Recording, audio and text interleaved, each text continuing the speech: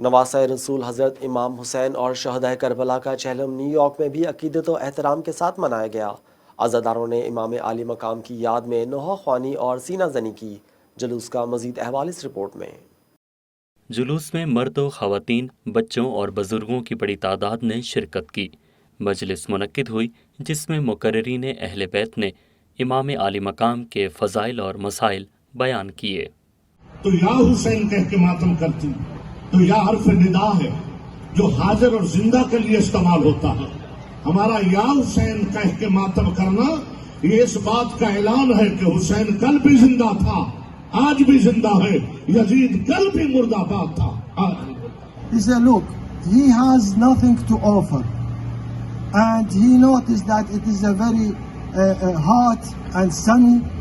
Queens میں نکالے گئے مرکزی جلوس میں شبیہ علم اور دیگر زیارات بھی برآمد ہوئی۔ رہنمائی کے لیے جعفریہ کونسل یو ایس اے کے رضاکار بھی موجود رہے۔ جعفریہ یوتھ یو ایس اے کے یاسر عمار نے جلوس کی تفصیلات سے آگاہ کیا۔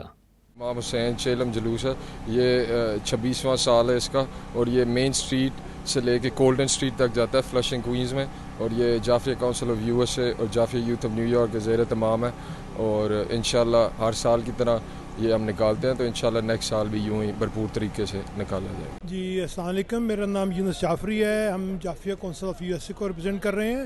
یہ Jafri U S A council New York میں سب سے پہلے ہم لوگوں نے جلوس نکالا۔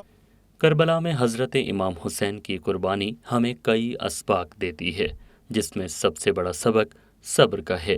یہ الفاظ جلوس کے شرکاء کے تھے۔ اور یہ سالانہ جلوس ہے جو کوئینز سے نکلتا ہے اور سید الشہداء کا غم منایا جاتا ہے جیسے پوری کائنات منا رہی ہے، اور یہ ایک ایسا غم ہے کہ یہ تا قیامت باقی رہے گا۔ مولا حسین نے بڑی قربانی دی تھی اور سب کو ان کے نقش قدم پہ چلنا چاہیے۔ 20 plus years with the Arba'in Jalus in Queens, and I feel that each year alhamdulillah gets more and more big.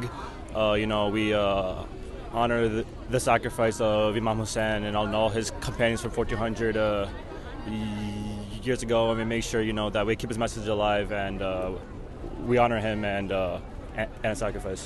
جلوس میں ماتمداری اور نوحہ خوانی بھی کی گئی۔